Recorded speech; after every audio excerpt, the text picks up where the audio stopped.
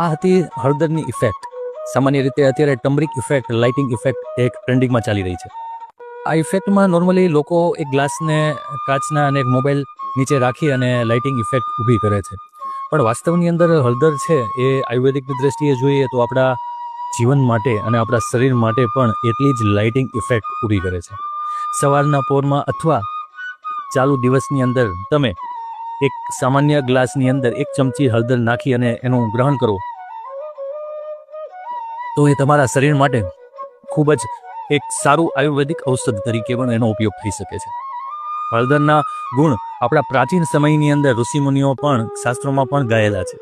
તો ચાલો હું તમને કહું.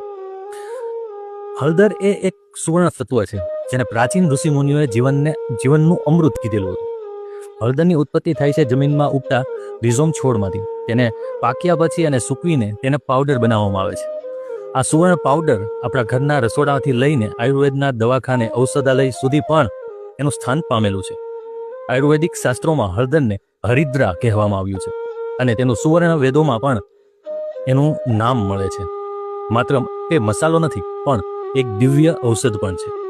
હળદરથી જોઈએ તો રક્ત શોધક એટલે કે લોહીનું શુદ્ધિકરણ થાય છે.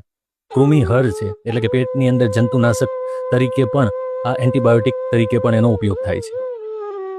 શોધનાશક એટલે કે ફૂલીઓ થતી હોય એ જગ્યાએ તમને આરામ મળે છે. ત્વચા સુંદર બનાવે છે.